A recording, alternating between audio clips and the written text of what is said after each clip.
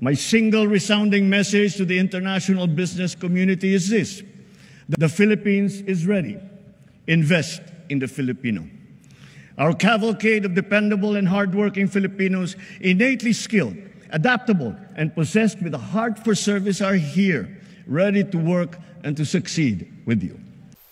Good morning, family, and welcome to the 12 Star Sunflower Holding Corporation. And I am at Just Management Services of WDCN Philippines, as well the ICC Supreme Judge of the Philippines and the ICC Judge with the CEO in Economics.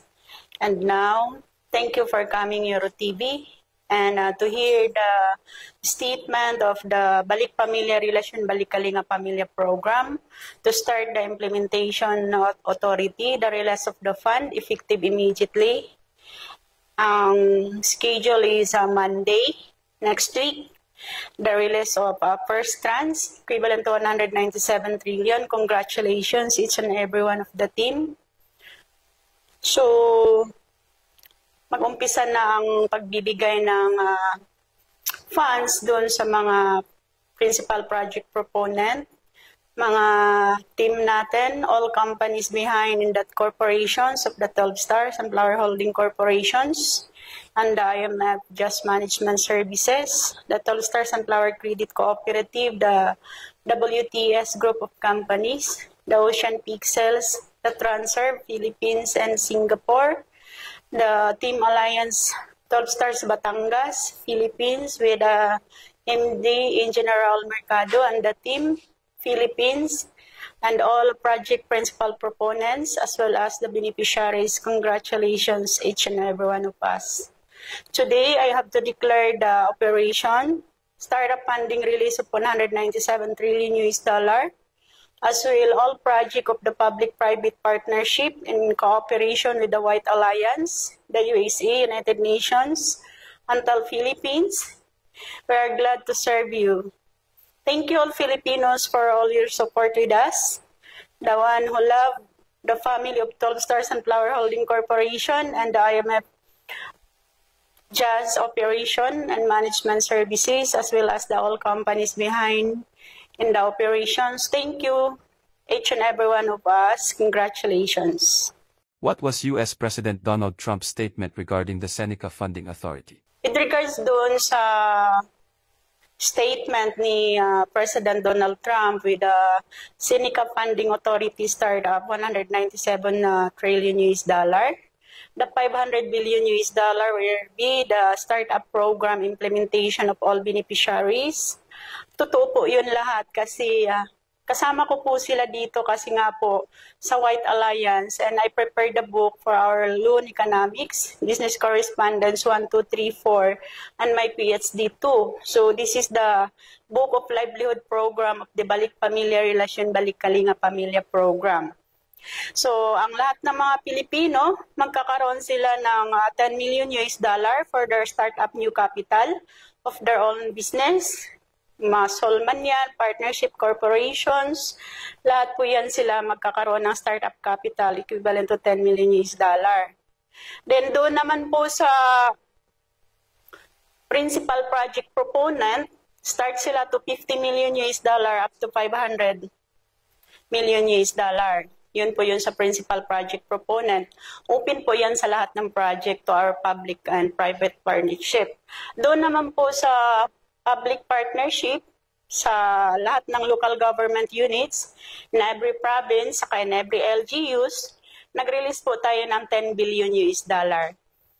How much budget will each Filipino receive? Para po yan sa buong Pilipino, yung 10 million US dollar each.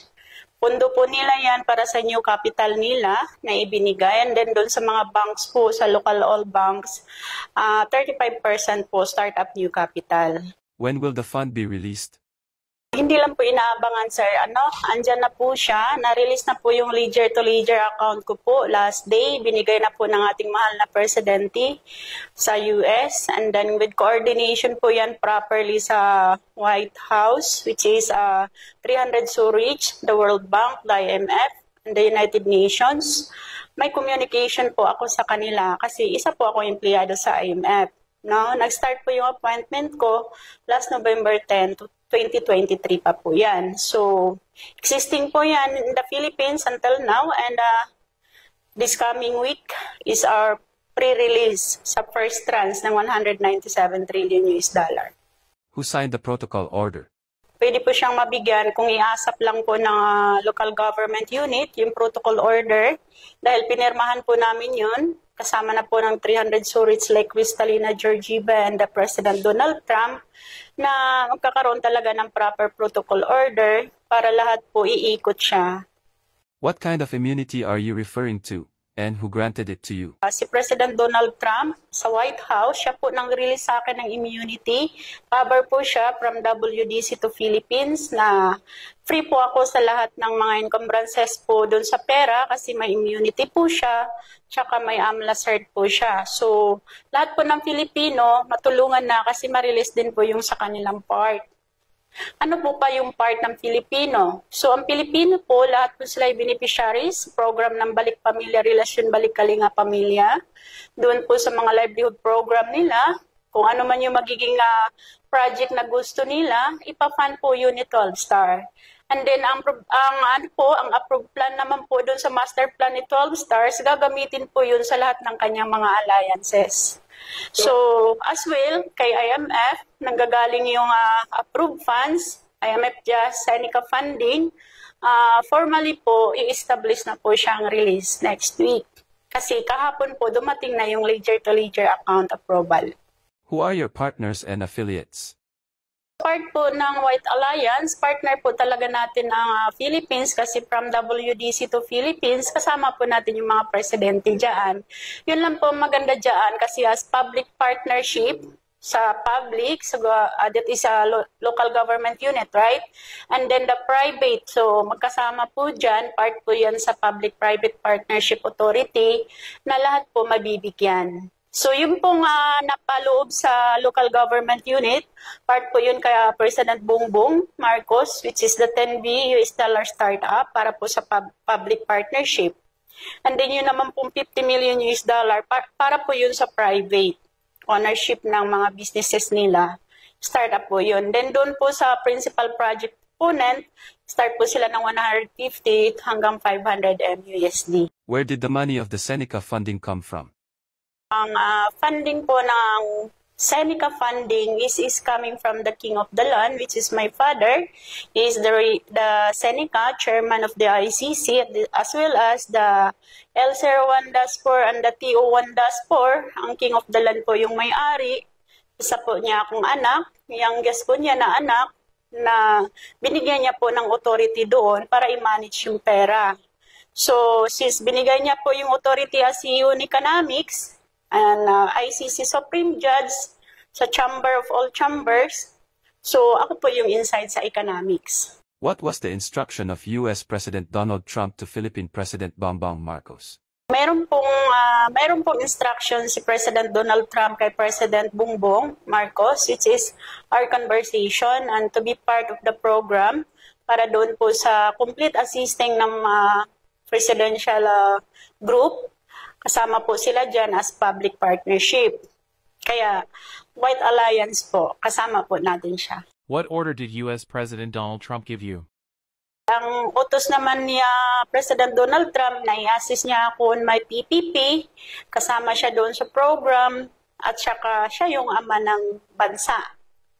So I think naman, hindi naman siguro ako pababayaan ni President Bongbong kung i-start up yung program sa release kasi ang security concern nga po.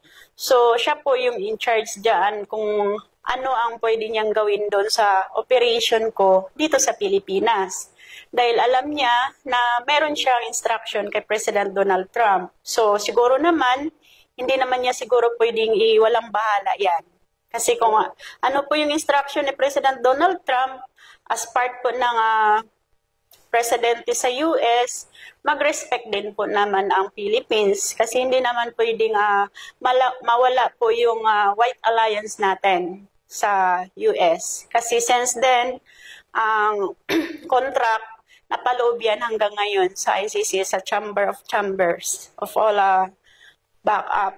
So, hindi po yan pababayaan ng Pilipinas. What can you say about the claim that what you're doing is a scam? With regards to doon naman po sa term nilang scamming, whatsoever is it, sa kanila lang po yun. Kumbaga, haka-haka lang nila yun, kuro-kuro lang nila. Kasi nga, first in the Philippines pinakauna pa lang to sa Pilipinas nangyari na magkakaroon ng totoong funding, real funding sa PPP. No? So, na hindi tayo namamalimo sa ibang country. Kumbaga, sariling funding talaga natin siya. First time pa ito sa Philippines. Kaya nga, sinikap ko siya na makalabas talaga yan, yung funding na yan, kasi nga, gusto kong mapatunayan sa lahat ng mga Pilipino na totoo yung Chamber of Economics. Totoo yung ICC. Kasi from WDC, Netherlands, to Philippines, covered po yan. Kasi lahat po ng backup ng aking lula at lulo, lalong-lalo na sa aking ama na napaloob dyan, gagamitin ko po ngayon. So, kumbaga, time ko na po to manage, kasi legal aids na ako, time ko nang hawakan yung business na pinapaloob sa akin ng aking ama. So dahil nga po sa matagal na siyang hindi nagamit, dahil inantay pa yung pag-legal aids ko, this is now the right time na magamit na talaga siya. So since ang mga Pilipino, beneficiary po siya sa program, may part po sila. Who will benefit from this? Hindi lang member, sir. Lahat po ng Pilipino makikinabang po dyan sa program ng Balik Pamilya Relasyon, Balik Kalinga Pamilya. What is your message to those who are trying to ruin your reputation? Ang mensahe ko po doon sa mga nanira or sumira, magbago na po kayo. Kasi kung ipagpatuloy nyo yan, baka hindi kayo mabigyan ng inyong benefits. Kasi may right ako na i-terminate yan, may right ako na i-cancel. Kaya nga po, nagpadala na ako ng notice online at sa public na exhibit na yung mga lahat ng nanira po, magbabayad po sila ng penalty. So lahat po ng mga members po na? Opo, lahat po naman ng mga members natin, active sila, nakipag-coordinate sila dito, hindi naman po sila nawawala. Sadyang may iba lang talaga na naninira, na hindi naiintindihan yung program. So, hindi po kami kasali doon sa mga nanluloko. We stay po. Kasi kung nanluloko kami, wala na kami dito, wala nang opisina. Kita nyo naman, nandito kayo, stable ang opisina, di ba? Nakita nyo yung mga empleyado natin. They're working. So, walang scam po dyan. So, with regards po naman sa primary license, meron po akong corporation. Registered po yan sa SEC. With regards naman po sa CDA, which is the secondary, meron po tayo sa Tall Stars Sunflower Credit Cooperative. Ako pa rin po yung chairman doon. So primary, secondary, meron tayo. Meron din naman po akong license sa CEO sa economics. So wala pong tinatawag dyan na scam. Part siguro ng subscription authority, mandatory protocol po yun. Protocol po yun sa economics para po iikot siya. Para po mag-success siya. Kasi kung hindi mo lagyan ng batas, wala pong kumbaga walang saysay ang isang kumpanya pag walang batas. Kaya nilagyan ko siya properly ng batas para mag-success po siya, para po siya mag-expand. At pag nag-expand po siya, tulad nung nangyari ngayon, local and international ng operation ni 12 Star, kasi may mga partners na tayo international na naniwala kahit anong sira sa public ng name Jonay Seneca, nag-stand pa rin siya until now. Hinarap niya lahat ng pagsubok, lahat ng mga bullying actions sa social media, hindi po siya natinag. So, until now, nakita naman nila na talagang matatag ang 12 Stars. So, kahit paano nga pagsubok, mag-stand si 12 Star. With regards naman sa members and authority, 50 years po yung kontrata nila kay 12 Stars. Mensahe po sa ating Pangulong Marcos sa Solidarity. Ang mensahe ko po kay Pangulong Ferdinand Marcos na pagpatuloy niya yung projects niya lahat. Kasi lahat ng mga projects niya hindi pinapabayaan ng IMF, funded po yan, lahat ng programs niya. With regards din naman doon sa nagbati ko sa kanya, si President Bongbong Marcos ay talagang silent lang. Hindi siya masyadong madada, pero makikita ninyo in a long run na yung mga binabatikos ninyo, makikita nyo yung good result. Diba? Kasi 80% of his project, patapos na yan. 20% na lang ang kulang. Ang 20% naman, nakaano na sa Balik Pamilya Relasyon, Balik Kalinga Pamilya Program. Naka-program na siya kasi part sa public-private partnership ng ating mahal na presidente, lahat po funded ang local government, equivalent to 10 billion US dollar. So, complete transition po yan sa economics na lahat ng mga mamamayang Pilipino, employed ka man or unemployed, matutulungan ka doon sa program ni Balik Pamilya. What is your progress so far? Sa part naman ng kanyang project, nakasikrecy lang yan, 80% of that patapos na kasi ang communication ko sa IMF, WDC, araw-araw naman po yan, alam ko yung mga project niya na patapos na. So yung mga kulang na lang yung project, siguro 20% na lang yan to call up the 100% complete. Opo. So siguro sa ratings ni Pangulong Bongbong Marcos, later, pag nakita na yan, yung mga ginagawa niya, nakita na yan sa public kasi this time nakasikrecy pa yan, I rate him 100%. With the help of your funding assistance, will President BBM be able to complete his projects? Full po lahat ng projects niya kasi funded naman po ng aming mahal na kapatid na head po ng IMF. Wala po siyang walang bahala, kundi budgetan po niya lahat yan. Kaya matatapos lahat ang program ni Pangulong Bongbong Marcos.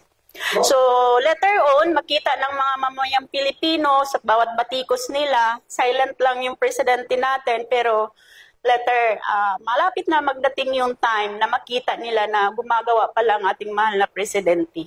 When is his arrival at the Tribunal Committee? Nag-reply na po siya, na-approve na po niya Tuesday ang pagpunta niya dito sa Tribunal Committee. Nag-approve na po siya, andito po yung sulat niya. In-approve na po niya. May conversation po kami. Yes, this is confidential. Meron po kaming conversation. Approve po niya Tuesday ng hapon. What is your message to those who don't believe what you're saying? Wala silang magawa kundi maniwala. Are there still any LGUs that don't believe you? Yung mga LGU na hindi pa naniniwala, syempre hindi nila alam, blind pa sila. So pag nagalabas naman talagang maniniwala sila kasi when we say economic transition, walang makakapigil niyan. When we say economic transition, everybody, wala pong hindi sumunod niyan, kundi susunod po sila. Kasi order po yan sa CEO ng economics na mag-transition ng bawat LGU kasi actually 80% ng funds ubos na. 20% maliit masyado. How can you sustain the Philippines? 'Di ba? Kung almost bankrupt na, 'di ba? So kaya nandiyan si IMF just Seneca funding para maitaguyod muli ang new capital ng bansa at aangat muli ito. Kaya nga tinatawag na bagong Pilipinas. What will you discuss at the Tribunal Committee? Una naming pag-uusapan is for the economics kasi ang authority ko ay under sa economics. Pangalawa, yung kanyang program na matapos lahat, mapandingan lahat. Pangatlo, ang mga Filipino na may saayos lahat. What is Seneca's main plan? Ang mga sambayan ng Pilipino, individual po, meron po silang 10 million US dollar. Capital startup po nila yan. Para po yan sa mga mamamayang Pilipino. Each po yan. So wala pong kinikilingan tayo, lahat po bibigyan. Basta as long as meron silang sariling farming, gagawa sila, mag-program sila ng kanilang maayos na pangkabuhayan para maiangat naman nila yung kanilang pamilya, lalong-lalo na doon sa mga remote areas. Na talagang kailangang abutin, kailangan tulungan. What message would you like to convey to Philippine President Bongbong Marcos? Ang pinaka gusto ko pong sabihin sa ating mahal na Pangulong President Bongbong Marcos ay talagang totoong pagbabago ng Pilipinas, divine government. There's no corruption, zero corruption, zero person deprived of liberty. Yung mga nasa BGMP natin na mga Pilipinos na nakulong, na matagal ng panahon na naghirap, mapalabas sila lahat. Mabigyan ng halaga, importansya na mapalabas sila at hindi na sila naghihirap doon sa piitan. First priority program ko po yan, sir, yung BGMP sa pagpapalabas ng mga na-deprived na mag-settle down na sila. Siguro naman sapat ang pondo ni IMF para doon sa kanilang paglabas at mabigyan sila ng bagong kabuhayan.